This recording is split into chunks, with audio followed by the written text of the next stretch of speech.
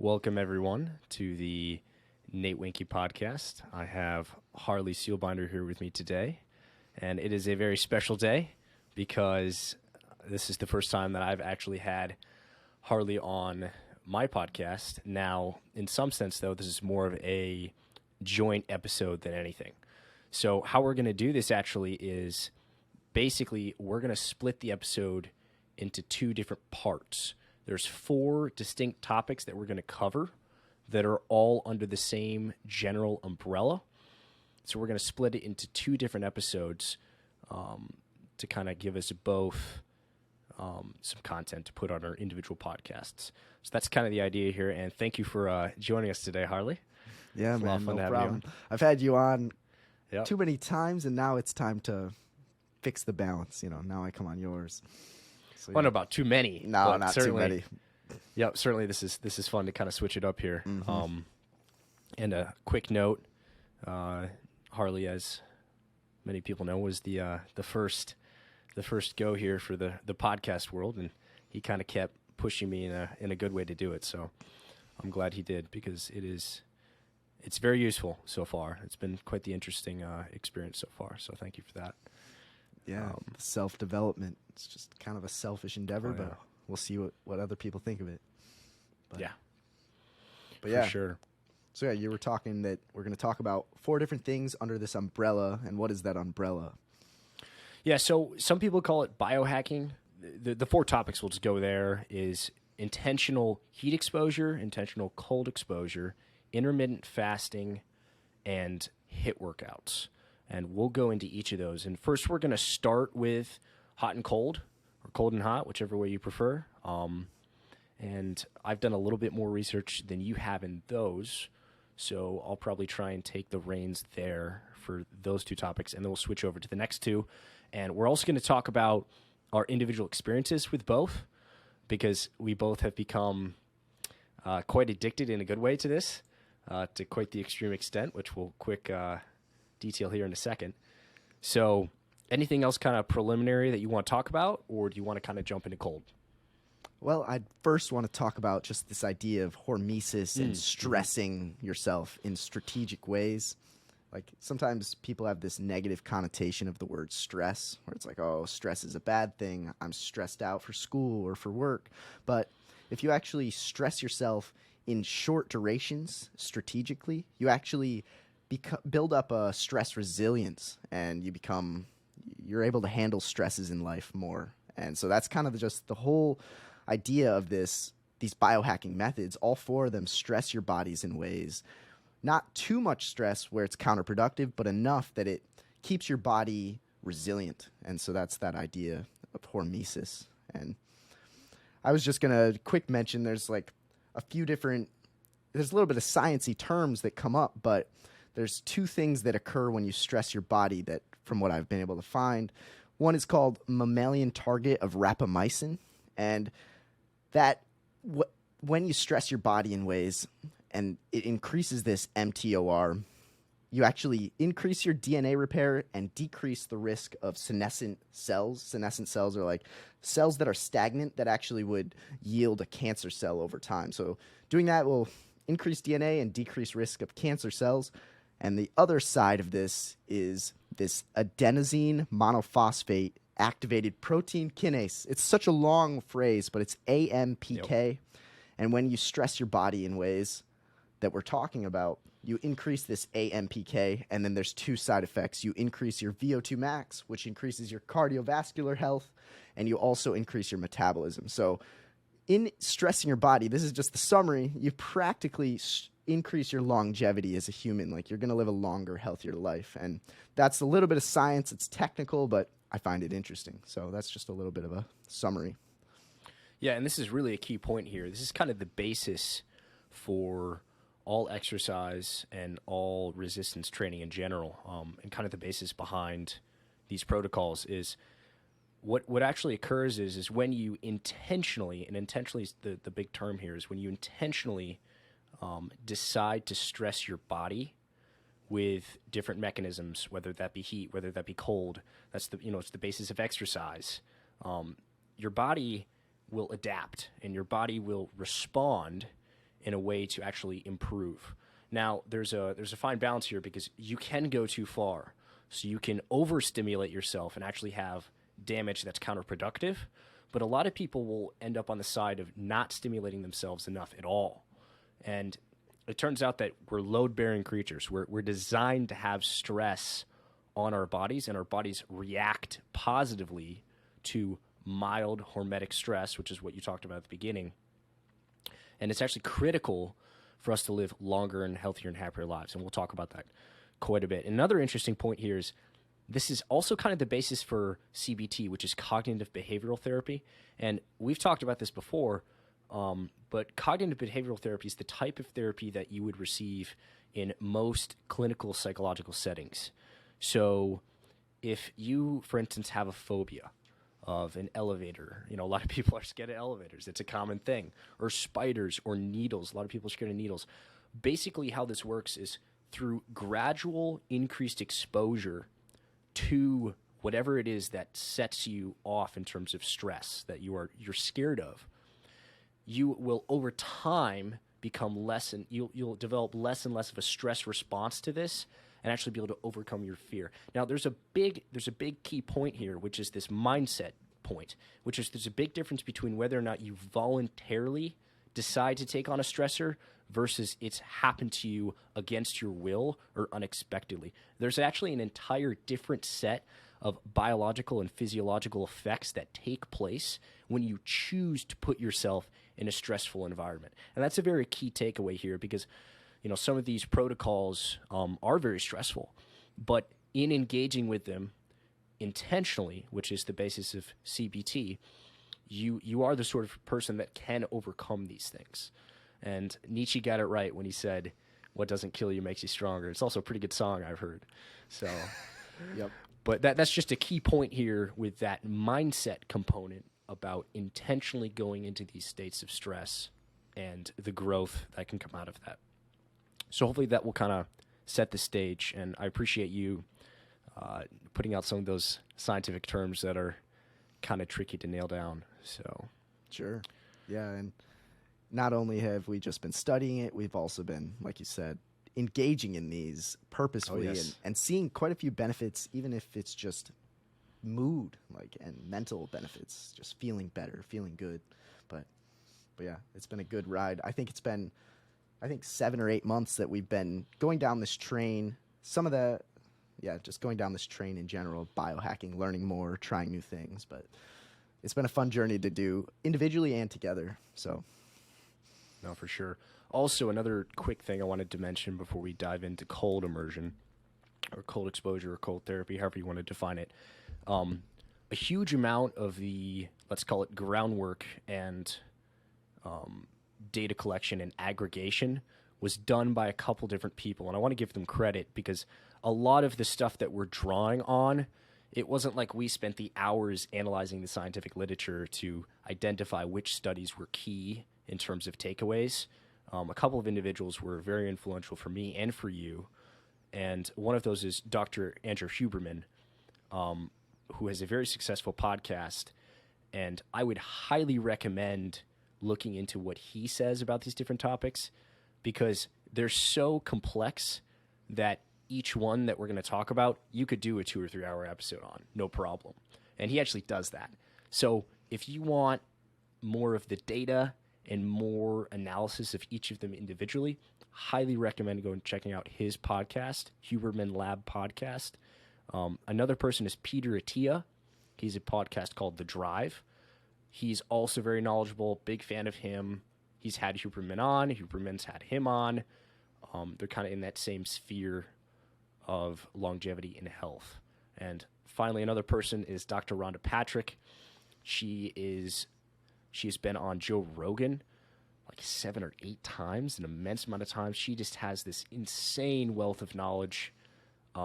Good luck keeping up with her. She is incredible. So they have all been very influential for me, and I'm sure for you too, in their expertise, and specifically just in the fact that they spent the time to really look at the literature and give some of the key takeaways that we'll be talking about here. So I just wanted to say that. I don't know if you have anything else, any other sources that you encountered specifically. Yeah, those are kind of the main three. I think there's another guy named like Jason Fong who I was talking to with that one guy in the sauna. He was explaining intermittent fasting. I checked him out, but yeah, those three you mentioned were like the biggest three for sure, impact wise. So Cool. All right, so you want to get to cold jump exposure. in that cold. Jump in that cold. Okay, so this is, I'd say, of the 4 biohacking methods, let's just call them that. Of the 4, this is probably the newest that we've really done on a serious level. So there's a couple different types of intentional cold exposure, and it's important to talk about the different types. One type would be just a cold shower, exposing yourself to cold water under a cold shower. And one of the important points about taking cold showers and cold showers in general is there's been very little data and research done on cold showers, and compared to the other methods that we'll talk about here in a second. And the main reason for this is because it's very, in a laboratory setting, it's very important to control for as many variables as possible to determine that the data and the conclusions you're coming to aren't tainted by outside variables that you couldn't control for. And the problem with cold showers versus something like cryotherapy or cold immersion or even just standing in a cold room is the temperature of the water, the duration, the way it hits your body in terms of body composition, whether you put your head in, whether you don't, frequency. There's a lot more variables attached to simply to the other kinds of cold exposure. Now, there's no real reason to suggest that some of the benefits from the other types aren't applied to the cold shower. In fact, to the contrary, because another key point here is it turns out that heat specifically escapes your body about 4 times faster under liquid, so water in this case, than it would through air. So there's no reason to think that a cold shower wouldn't provide some of the same benefits that we'll talk about specifically with cold immersion, but it is a key difference here. So back to our personal journey here is we started taking cold showers, I mean, essentially over the summer, right? It was this summer. We started to get deep into that. Specifically after a sauna. Like we hit the sauna and then cool off right in the cold shower. But that was like the first time I've actually ever done a cold shower practically. But keep going. Yeah, so specifically with the sauna, which I actually want to get into that later, there's some interesting data on the use of hot and cold in tangent together, which is pretty interesting to look at. But regardless, we would hit it after a workout too, just in general. But then more recently, we took it a step farther, and so this is where we'll see how many people think we're crazy. But basically what we did is we wanted to build our own cold plunge, cold tank. So the best way to describe this is a lot of people take ice baths. They'll fill the bathtub full of water, as cold as water as possible, put in some ice, and they'll take an ice bath. And this is good. It's just a lot of work to do. You fill your tub up. You have to have the ice. You have to go buy the ice. You have to take the ice, etc. So if you're going to do it on the regular, it's a lot nicer to have something that you don't have to put all that prep work in for. So I want to say it was probably 4 months ago now. I was scrolling YouTube, and I came across a, do-it-yourself cold plunge. And basically, the guy here recommended getting a chest freezer, sealing the inside with silicone, and then pumping it full of water, just using an external pump. And then in order to control the temperature of the water in the chest freezer, you get a temperature probe connected device that essentially hooks up to an electrical outlet and then hooks up to your chest freezer and will turn the chest freezer on depending on the temperature of the water. So it'll keep it within a range. And that's precisely what we did. So we purchased this chest freezer, we filled it with silicone, or sealed it, filled it with water, and then bought this temperature-controlled module. And we also bought a fish tank filtration system, which works very well. It has a UV light, so it kills off bacteria and viruses, and just kind of helps to filter the water. Now, we still clear out the water every month or so to keep it relatively clean. But this is currently sitting in my closet right now, right over there. And it has been it's been quite the quite the thing to tell people about when people have come over and checked it out. It's not many people do this in college, so I think it's pretty great though, and we both love it. So there's that.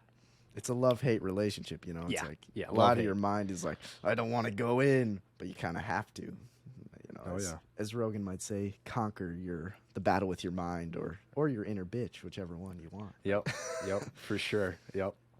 So that's a bit of the background, and then for about 4 months now, we've been doing that. I'd say 2 to 3 times per week. Some weeks more, some weeks less. Some weeks when we're feeling particularly pathetic, we'll do it less. Because, I mean, the psychological battle to get in that thing is more intense than anything. Working out, sauna, no problem. It's horrible. Absolutely Seriously. horrible. But I also think that in terms of immediate effects on mood afterwards, it's the most dramatic compared to any of the other things that we'll talk about.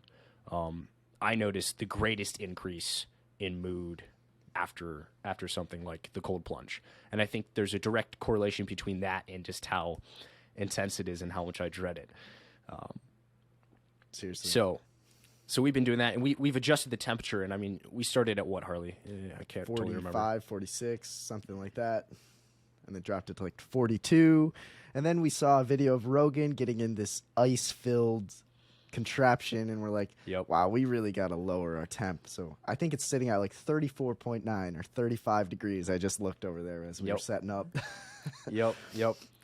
And so slowly but surely we've eased into that, and that actually brings up a good point here.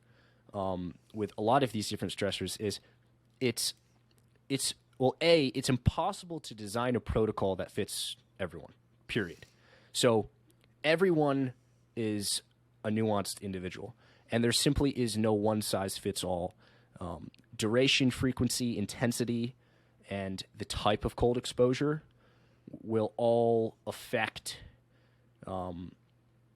you as an individual differently. So you have to tailor a protocol that makes the most sense for you and where you're at. I would not recommend getting into a 35-degree cold plunge if you've never done one before. I would start with a mild cold shower. And there's no one way that Huberman actually describes this is he calls them psychological walls. It's kind of how he measures it. Because and it's a bit tricky to describe, so perhaps listening to his version is probably the best. But essentially the idea here, the overarching idea, is that you want it to be tough such that you really want to get out, or you really want to stop whatever protocol you're doing, but that there's no sense in the back of your mind of danger. There's no, okay, am I at a health risk here? Because then you can actually hurt yourself with these protocols. So you do have to start in a place that is wise so that you don't hurt yourself. So it's very important to recognize that there's no one size fits all policy, and each person has to tailor it and recognize that level of stress that you want to achieve so that you're actually going to get a benefit, but also not stressing yourself too much and also not stressing yourself not at all. So there is that middle ground. And then also, go like, if you're new to this, your body's not even adapted to facing those kind of stressors. So like you said, you have to start with less stress, and you can build up a resistance and stress yourself more and more, intentionally. But like you said, starting off, you're just not going to be adapted to it. So it's probably going to be counterproductive maybe. So yeah, start small and build up. Yeah, and it's the same idea behind basically any kind of training in general. You're going to become cold adapted, is the term, and heat adapted.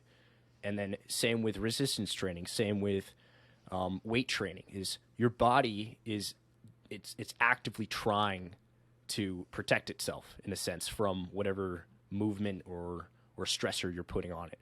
So over time you can flatline. You can hit a plateau rather, where you're just not getting the improvement anymore because your body has become adapted. So you do have to tailor it because of that to get the most benefit out of whatever protocol or strategy you're trying to do. Another key point here is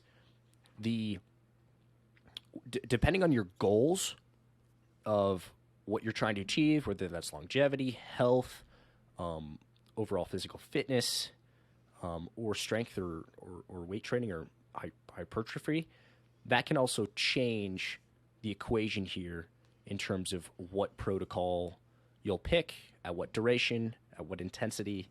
So there's a lot of nuance here. And again, I go back to there's no one size fit all. But just a quick start actually jumping more into specifically cold is there's an important point here about basically your body's temperature regulation. So all of us have a circadian rhythm that has to do with multiple different biological processes. Typically, you hear about the circadian rhythm in regards to sleep cycles, and that's most of the time when you hear about it. There's also one that's in regards to thermogenic regulation. So you're actually at your temperature minimum in a 24-hour cycle roughly 2 hours before you wake up.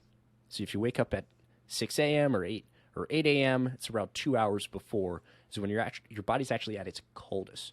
And then from that point, you'll enter into a heating up process from that 2 hours before until about, depending, it can be mid-afternoon or it can be early evening.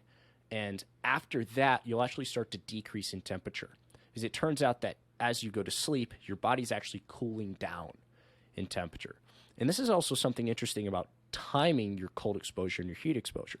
Because it's somewhat counterintuitive, but cold exposure and intentional cold exposure will actually heat your body up. It sends signals to your body that it needs to heat up. The opposite occurs with sauna use. So with sauna use, it's sending signals to your body that you actually can cool down. So it's kind of counterintuitive because you're obviously putting yourself in an environment that actually produces the opposite effect in terms of sending signals to your brain and your body. And that's important for timing because if you were to hit a cold exposure right before you went to bed, which anyone can try, good luck falling asleep very rapidly. You will definitely be woken up. And intuitively, that makes a lot of sense. And that's why, for me personally, and I know you've done this as well, is trying to hit the sauna towards the end of the day and hitting a cold exposure more of the middle or early part of the day makes a lot more sense. Knowing that circadian rhythm and that specifically on the thermogenic side and then the sleep side of things. Yeah, and knowing that your body has to technically decrease in temperature for you to even fall asleep. So if you jump in that cold plunge, A, you're going to be awakened, and B, you're just going to be so warm. Your core body temperature is going to be so warm, so it's impossible to sleep for those two reasons, it seems. But yeah. Yep. No, for sure. So going back to cold immersion, there's a couple different strategies for cold immersion, kind of like we talked about. The big thing with cold showers is it's not been studied much, so it's a little bit difficult to see the actual data there. But again, there's no reason to suggest that it isn't an effective form of cold exposure. There's also cryotherapy, and there's complete cold immersion up to the neck, so cold water or cold bath. And then there's also just cold immersion from regular day-to-day things. So like literally just stepping outside in cold weather, like without a jacket off. I mean, that's a form of cold exposure. And most of the studies that have been done, especially the ones that show the most dramatic effects, it's a clear line that cold immersion up to the neck in water is the most effective by far. And cryotherapy is kind of in a different category almost. And the issue with cryo is that it's kind of expensive and not many people have access to it. So I'm basically going to ignore cryotherapy in the research around it because it's not very useful for most people. And it turns out that a cold shower is at least on par, if not better than cryo, and cold immersion is simply the best for the most benefits. So that's very important. So some of the key takeaways from cold immersion is it increases a number of things. So one, it increases epinephrine, which is just adrenaline. And what's interesting about this increase is it's sustained.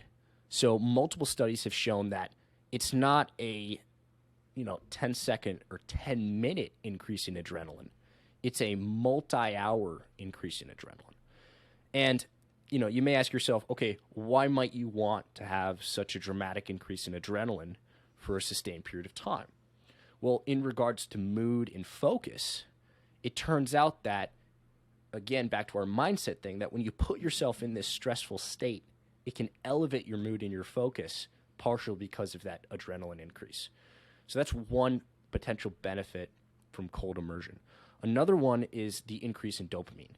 And just to clarify the dopamine molecule, this is the molecule of motivation, reward, and pursuit.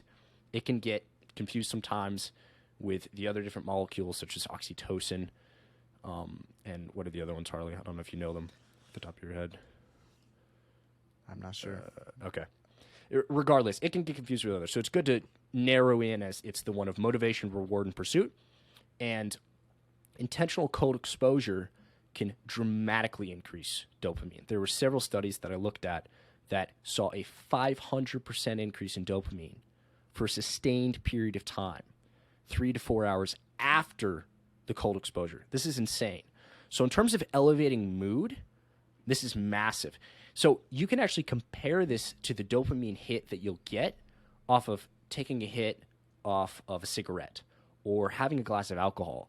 It's similar to that. But what's interesting about it is if you took a hit off a cigarette, it would only last a couple minutes, in some cases seconds for some people, versus something like this, something like the dopamine increase from cold exposure lasts hours, which is a completely different scenario. So in terms of mood elevation, that's a massive increase in mood. And many people report feeling a lot better, a lot more alert, and more focused in whatever they're doing.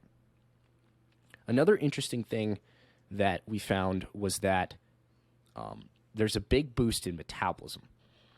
And basically how this works is when you're immersed in this cold water, again, your body goes into a stress response. It's adapting to this.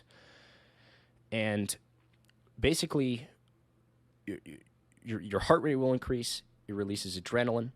It increases your testosterone. And your body will then have to warm up afterwards. And in that warming up process, to bring your body back into homeostasis, your metabolism will kick into higher gear. Now, what's interesting is it's the actual calories burned in this process during cold exposure isn't that significant. So it's not that the actual act of the cold exposure is a massive calorie burner. It does burn some, but it's not a ton. What's more interesting about this in terms of a metabolic response is the increase in brown and beige fat. And there's different types of fat cells in your body, and this is very important. There's white fat cells, which generally we consider as bad. It's the kind of fat that no one wants, essentially.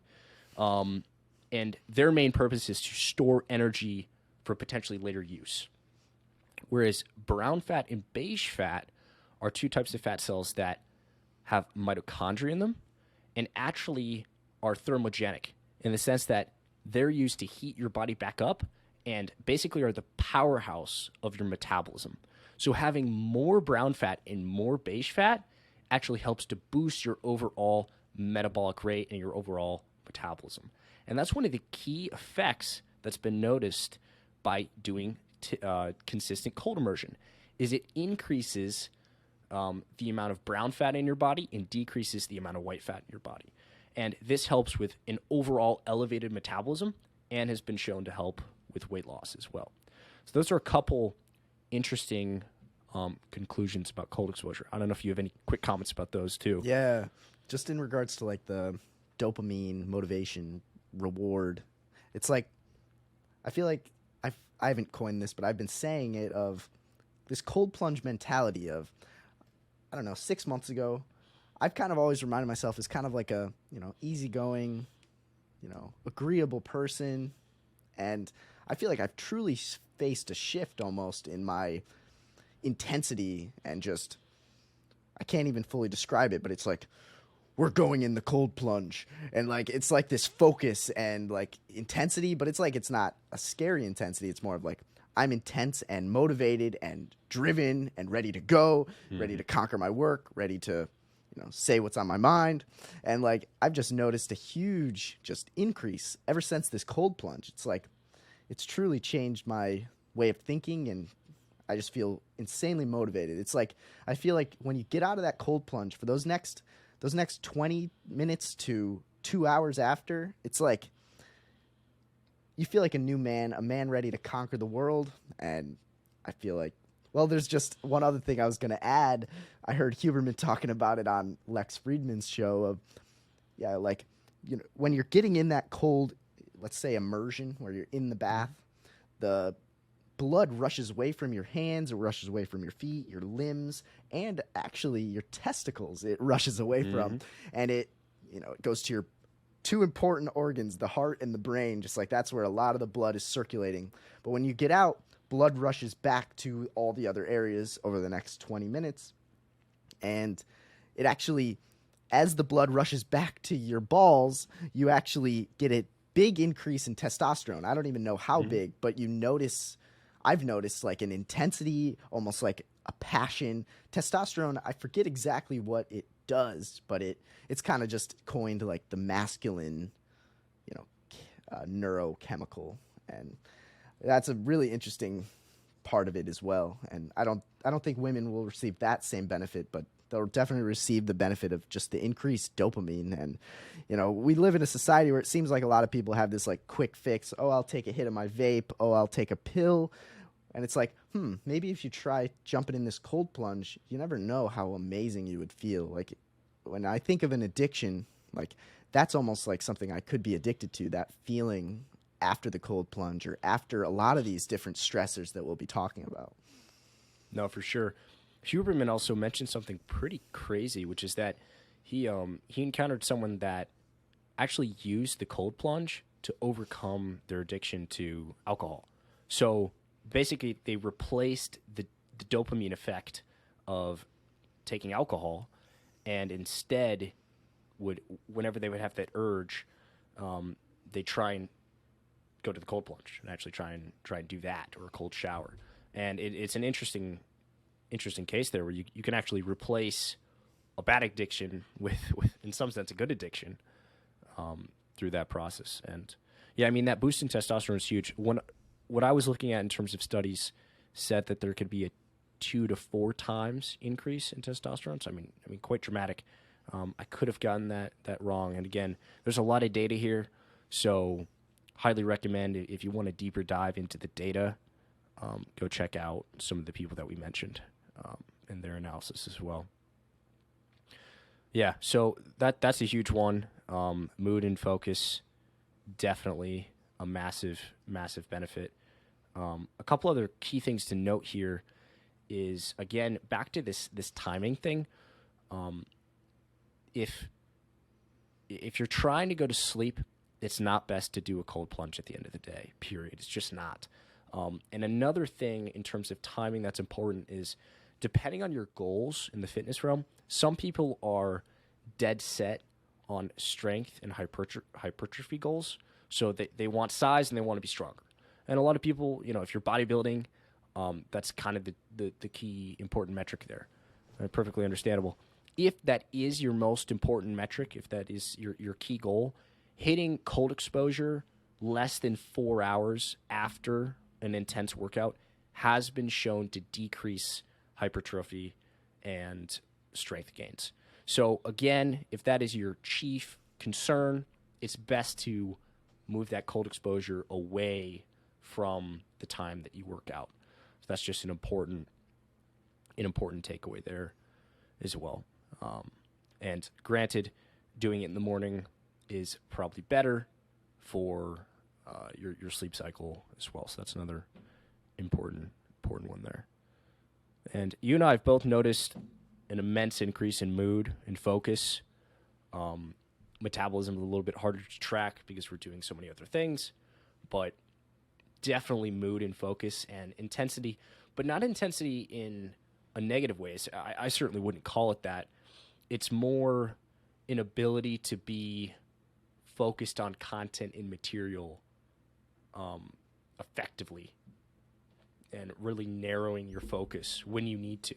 So it's been quite useful, especially if you have a busy day or you're working on a bunch of different things. So it can definitely help there.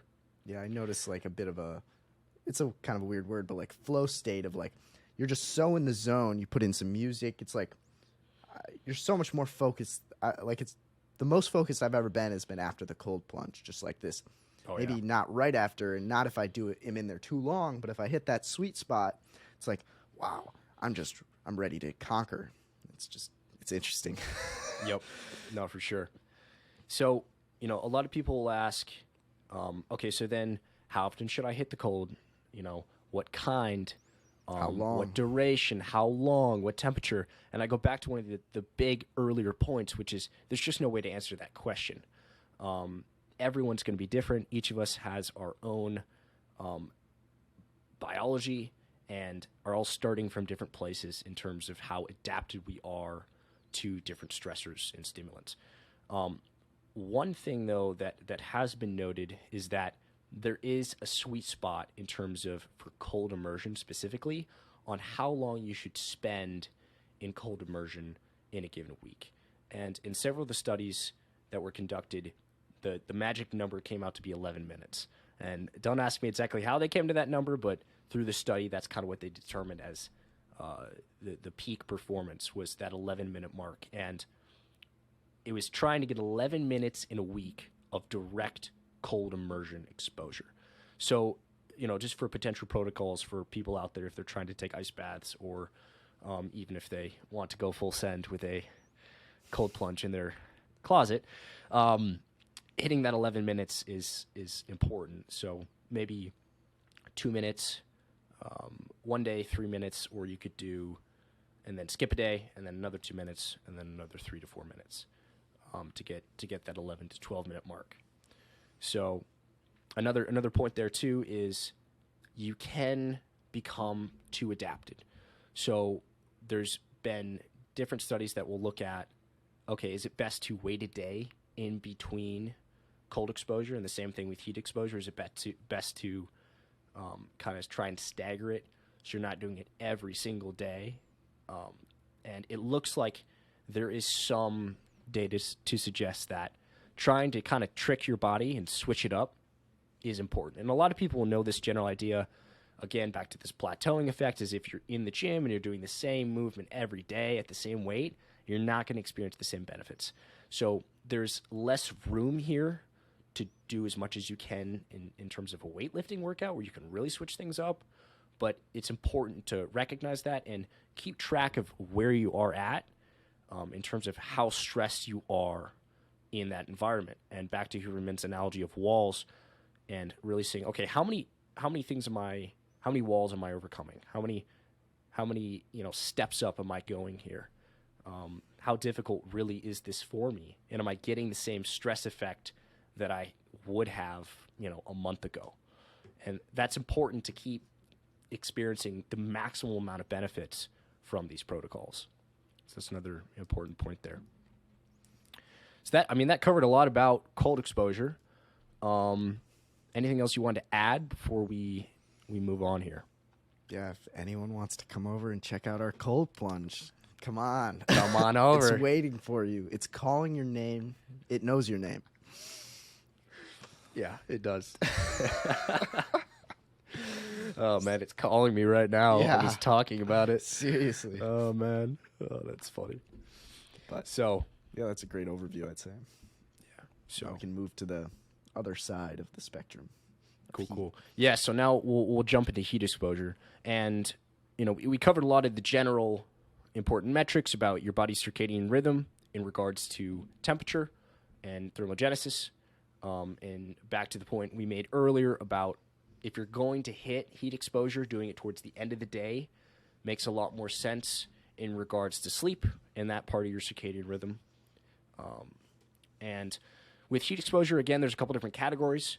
The most commonly studied one is sauna use between the temperatures of about 176 degrees Fahrenheit and 210 degrees Fahrenheit is mostly what has been studied. Again, the advantage of doing something like a sauna use versus, exercise in a hot environment or something is it's very easy to control for variables with a sauna. Same idea with a cold immersion. It's difficult to study someone, putting on a sweatshirt and running in 90-degree heat and really studying that. So although there's reason to suggest that other forms of heat exposure in terms of exercise in a hot environment or, something like hot yoga even has a lot of the same benefits as a sauna use, most of the studies have been done with sauna.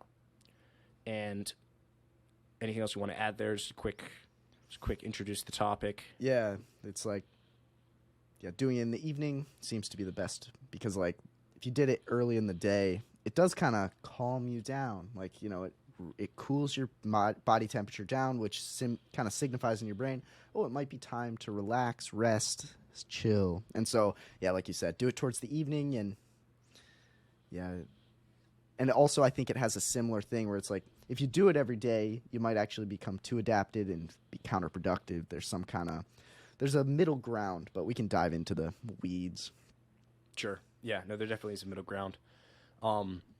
So I guess the biggest takeaway from sauna use is the dramatic decrease in all-cause mortality with more exposure to sauna. So there's been a bunch of studies out of Scandinavia specifically because the Scandinavians apparently got this right before they even knew it. And they have been using saunas for a long time.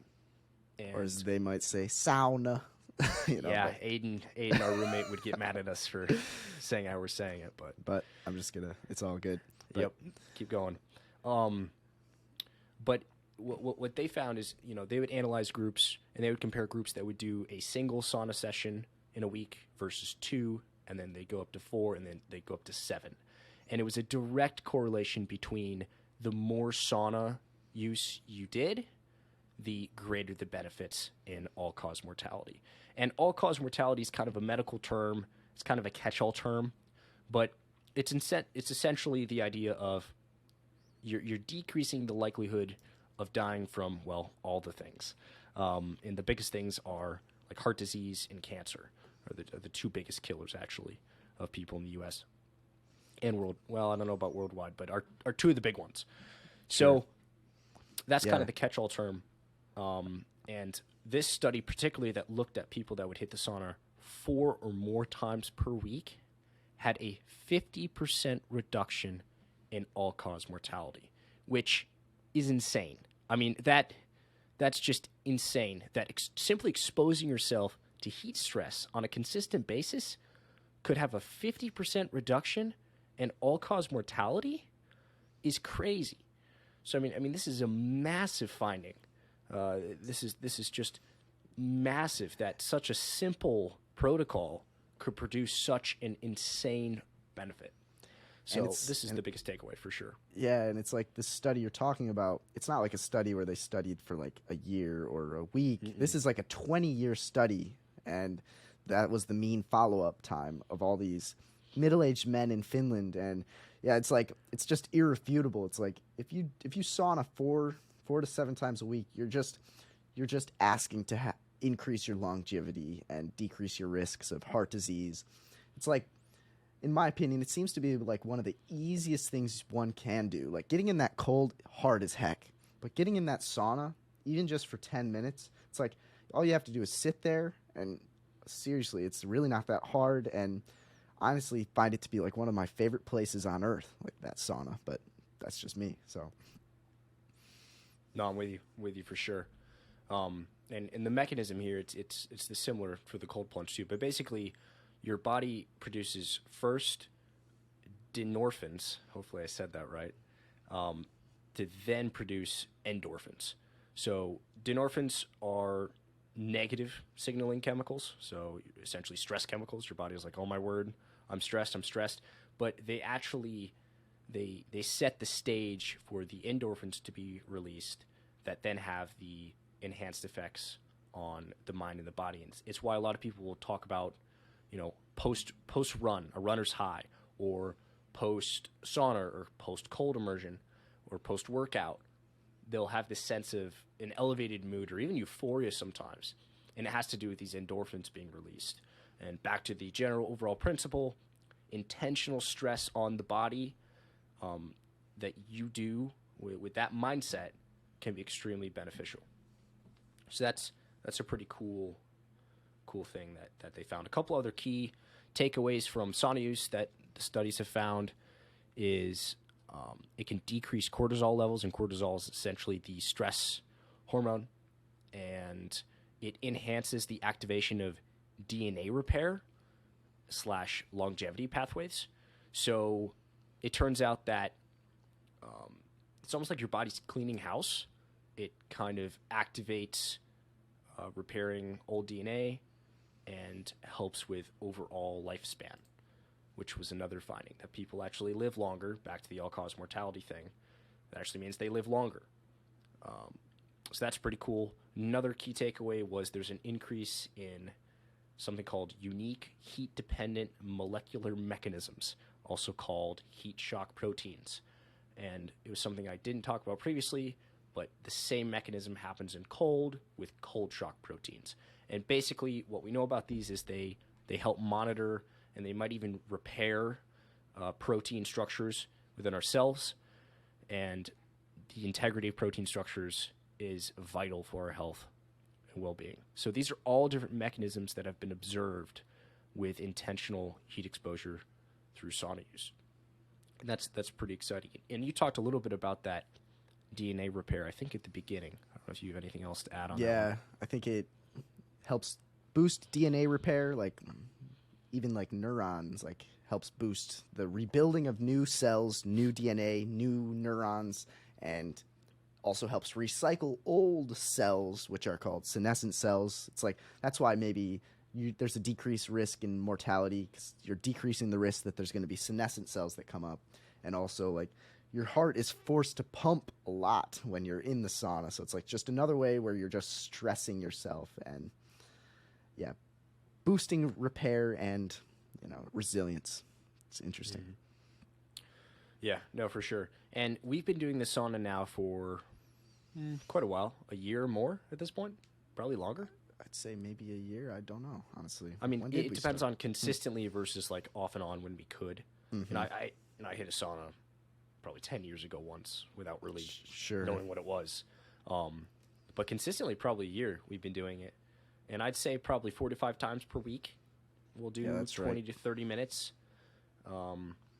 Post-workout, typically, which yeah, makes it a little harder. Mm-hmm. Another interesting thing is that, once you're post-workout, you're already stressed and elevated in terms of heat and heart rate. So we can't last half as long, frankly, in the sauna. So it's kind of interesting.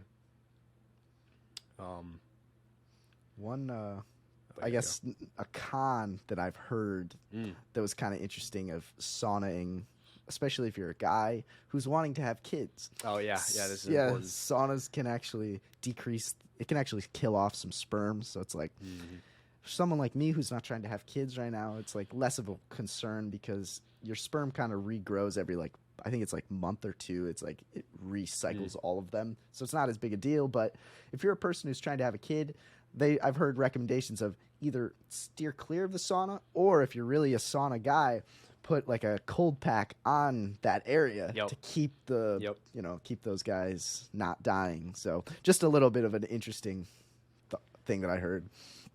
Yep. No, for sure.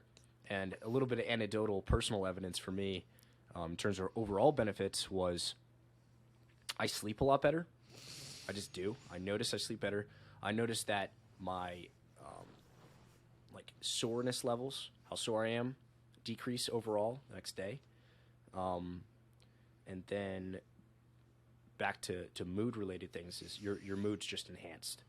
It has to do with those endorphins that are being released. So all those benefits have been huge for me, especially the sleep one and relaxation one, and the lack of stress. The decrease in stress has been huge. So highly recommend people that are having stress, which we all do because we're conscious of the future.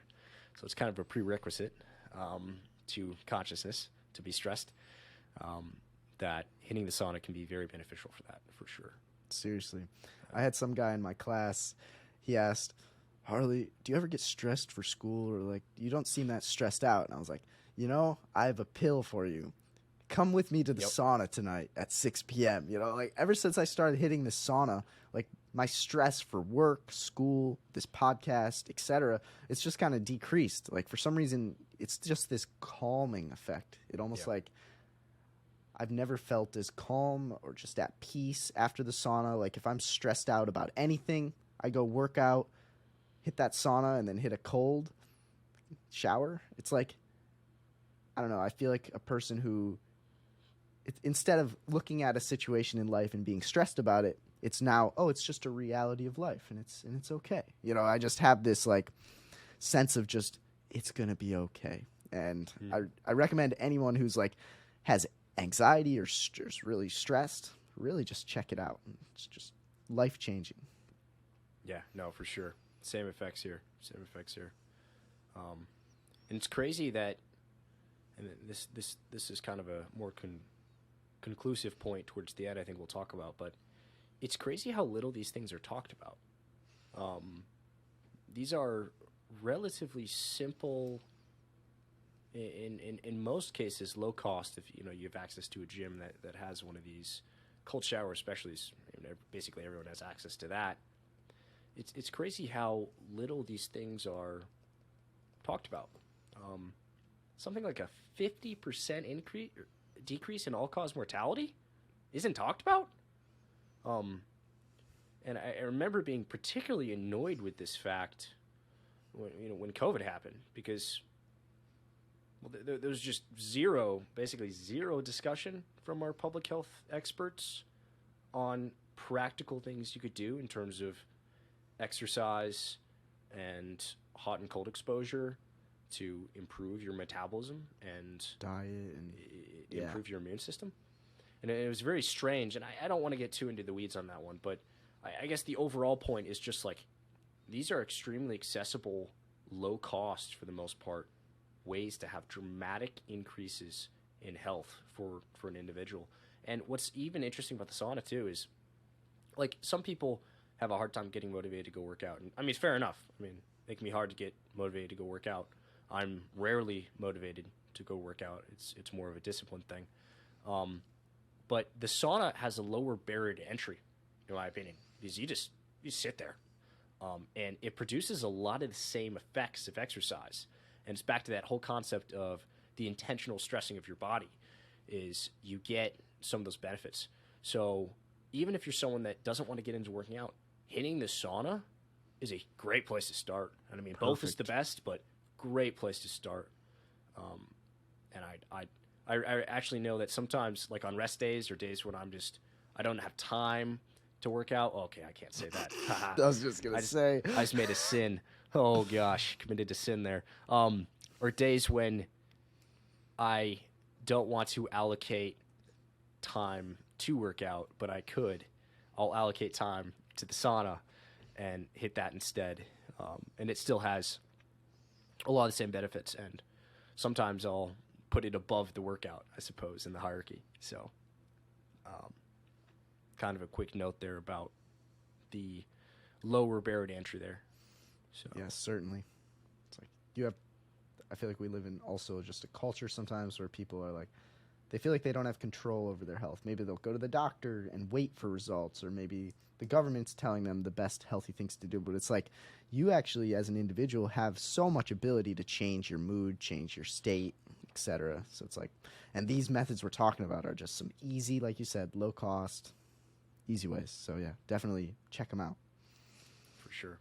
And then one final thing here before we move on to the next two topics, intermittent fasting and HIIT workouts, is there's some interesting data on the combination of hot and cold in tandem together. And what I found is that there are a number of studies that looked at the process of hitting a sauna and then actually just going outside in relatively cold air temperature and just letting your body cool off naturally, and then going back in that sauna for another session, whether it be 20 minutes or 25 minutes, depending on the temperature, and then doing that again for 2 to 3 times. And what they noticed was this dramatic increase in something called growth hormone. And growth hormone plays a key role in stimulating muscle growth, strengthening bones, repairing tissue, and increasing metabolism. So now the sauna will increase your levels of growth hormone on its own. So there's already a baseline benefit. You can increase that by allowing your body to cool off naturally and then going back into the sauna. And you can increase that even further by putting in intentional cold exposure in between those sauna sessions. So you could hit the sauna and then hit a cold shower, or better, hit a cold plunge, cold immersion up to the neck, very important, and then go back in that sauna. And that, in this extreme example, saw a 16 times increase in growth hormone with this type of protocol, which is just insane. It's a critical hormone that as you age, you start to have less of. So talk about a fascinating way to just biohack a massive increase in this hormone. So that was particularly cool to see, for sure. Wow, that's So, crazy. And one day, I'm gonna have Have a them sauna both right next to each other. right next to each other, for sure. That's the goal. That's the goal. So, all right. Anything else you want to add to the cold and heat discussion, Harley? Yeah, I just recommend everyone start small, but really take a look into these things because, you know, you see both of us talk about it so much and we're so excited about it, and there's got to be reasons, and maybe we're crazy, but I think on the other hand, the science kind of speaks for why we love it so much. So we can talk kind of anecdotally. inarguable. Yeah, I mean, we can talk anecdotally all day about our personal experience, which is great and it's true.